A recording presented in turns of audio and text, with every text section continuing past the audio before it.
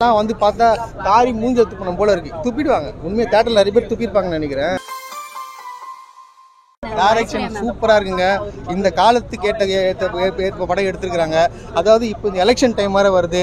மத அரசியல் பண்றவங்களாம் எவனும் வந்து தமிழ்நாட்டுக்குள்ள வரவே முடியாதுன்றத தெளிவா ஷார்ப்பா சாணியில முக்கிய அச்சமே சொல்லிக்கிறாங்க. புரித யார சொல்றேன்னு சொல்லிட்டு, அதாவது இந்துக்களையும் முஸ்லீமையும் பிரிக்கிறாங்க பாருங்க. முஸ்லீமை பார்த்தா பாகிஸ்தான் சொல்றாங்க பாருங்க. அவங்க எல்லாம் வந்து பார்த்தா காரி மூஞ்சி எடுத்து போன போல இருக்கு. துப்பிடுவாங்க. உண்மையை தியேட்டர்ல நிறைய பேர் துப்பிருப்பாங்கன்னு நினைக்கிறேன். யோசிச்சு சூப்பரா எடுத்துருக்காங்க. இது வந்து இந்த படத்தை பார்த்ததுக்கு அப்புறம் மதங்கள்ல வந்து ஏதாச்சும் மாறுமா? கட்டி புடிச்சுன்னு போவாங்க. எல்லாரும் கட்டி புடிச்சுன்னு போவாங்க. ஆக்சுவலா இந்த படத்தை வந்து ஒன் லைன்லயே முடிச்சிடலாம். ஒன்னும் பெருசுலாம் இல்ல.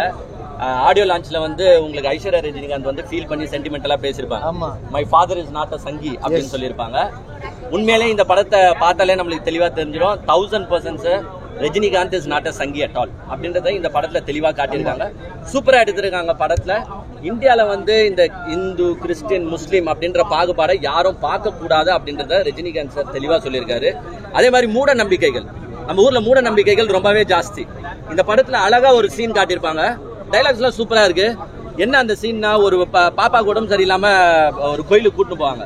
அப்ப பூசாரி செந்தில் சார் என்ன தெரியுமா சொல்லுவாரு, மனசுக்கு ஒண்ணுன்னா ஆத்தா பாத்துப்பா, உடம்புக்கு ஒண்ணுன்னா ஹாஸ்பிட்டல் தான் பாக்கணும், அதனால நீ ஹாஸ்பிட்டலுக்கு ஃபர்ஸ்ட் கூட்டு போனுவாங்க. இது வந்து என்ன புரியுது, இன்னுமே நம்ம உலகத்துல சில பேர் இருக்காங்க, உடம்புக்கு சரியில்லைனா கூட போய் ஆத்தா முன்னாடி போட்டுட்டு ஆத்தா காப்பாத்து, கடவுள் முன்னாடி போட்டுட்டு கடவுளே காப்பாத்து, அல்லா முன்னாடி போட்டுட்டு அல்லாவே காப்பாத்து. அந்த மாதிரி இருக்காதீங்க, உடம்புக்கு சரியில்லைனா ஹாஸ்பிட்டல் தான் போகணும் அப்படின்றத தெளிவா காட்டியிருக்காங்க. இன்னொன்னு என்னன்னா, இதுல ரஜினிகாந்த் சார் வந்து நிறைய பேசிருக்காரு. அவர் இவ்வளவு ஓப்பன் அப்பா ஒரு சினிமா பண்ணதே ஒரு மிகப்பெரிய விஷயம். ஏன்னா இது 47ல இருந்தே ஸ்டார்ட் பண்றாரு. 47ல வந்து நம்ம சுதந்திரம் வாங்கின உடனே முஸ்லிம்ஸ் எல்லாம் வந்து தனி நாடு பாகிஸ்தான் போயிட்டாங்க. இருந்தாலும் சில முஸ்லிம்ஸ் இங்கே ரீட்டைன் ஆயிட்டாங்க இந்தியாலேயே. அவங்க என்னன்னு ரீட்டைன் ஆனாங்க, எனக்கு பாகிஸ்தான் வேணாம், எனக்கு இந்தியா தான் வேணும், இந்தியா தான் என் நாடு அப்படின்னு ரீட்டைன் ஆனவங்க அந்த முஸ்லிம்ஸ். அந்த முஸ்லிம்ஸ்லாம் வந்து எப்பவுமே நம்மளுக்கு வந்து அவங்களுக்கு ஒரு பாதுகாப்பு அரணா இருக்கணும். ஏன்னா அவங்க வந்து இந்தியா தான் வேணும்னு தேர்ந்தெடுத்தாங்க அப்படின்றத வந்து நம்மளாம் அவங்கள பாதுகாக்கணும் அப்படின்றத தெளிவா ரஜினி சார் சொல்லியிருக்காரு. உங்க மூலியமா வந்து ப்ளூ சட்டை மாறன் கொண்டு நான் ஒரு கேள்வி கேட்கணும்னு இருக்கேன் ஆக்சுவலா. ஏன்னா ப்ளூ சட்டை மாறன் ஒரு 4 நாளைக்கு முன்னாடி ஒரு ட்வீட் போட்டிருந்தாரு.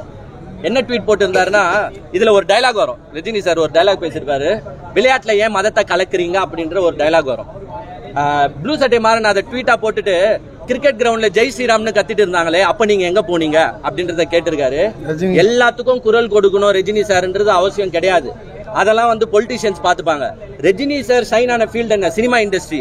சினிமா இண்டஸ்ட்ரியில அவரோட கருத்தை சொல்றாரு. அதுவே ஒரு மிகப்பெரிய விஷயம்ன்ற நான், அதுவே பாராட்டுதலுக்குரிய விஷயம். சோ ப்ளூ சட்டை மாறன் வந்து எல்லா இடத்துலயும் எல்லாமே ரஜினி சார் வரணும்லாம் ஆசைப்படாதீங்க. அவங்க எங்கெங்க வரணுமோ அங்கதான் வர முடியும். சோ நீங்க எல்லா இடத்துலயும் நொட்டை தட்டாம இருந்தாலே சரி. படம் சூப்பரா எடுத்துருக்காங்க. Really hats off to the entire team. Second ஹாஃப்ல வந்து ஒரு கிரிக்கெட் மேட்சும் ஒரு ஃபைட்டும் வரும். சூப்பரா இருக்கு. எனக்கு என்னன்னா டவுட் ஆயிடுச்சு, இதை எடுத்தது ஐஸ்வர்யா ரஜினிகாந்தா ஐஸ்வர்யா தனுஷான்னு. ஏன்னா 2 பேரோட கலவையை மிக்ஸ் பண்ணி ஐஸ்வர்யா அடிச்சிருக்காங்க.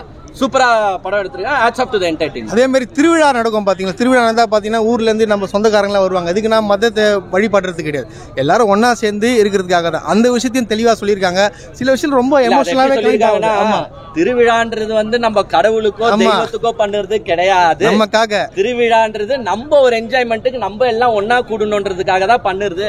அதை வச்சு அங்கேயும் ஒரு சண்டை போடாதீங்க அப்படின்றத வந்து ரஜினிகாந்த் சார் தெளிவா சொல்லியிருக்காரு. ஆக்சுவலா இந்த மாதிரி படங்கள் நீங்க எல்லாருமே சேர்ந்து என்ன பண்றீங்கன்னா, இந்த மாதிரி படங்கள்லாம் சவுத் இந்தியா மக்களாச்சு தெளிவா இருக்காங்க, இந்த நார்த் இந்தியா தான் தெளிவு இல்லாம இருக்காங்க. இந்த மாதிரி படங்கள் நிறைய நார்த் இந்தியன் டைரக்டர்ஸ் எடுத்தா நம்ம நாடு உண்மையிலேயே எப்பவுமே பீஸ்ஃபுல்லா இருக்கும் அப்படின்றது எங்களோட. சங்கிங்கெல்லாம் மறைஞ்சிருவாங்க. தயவு செய்து காப்பாத்து.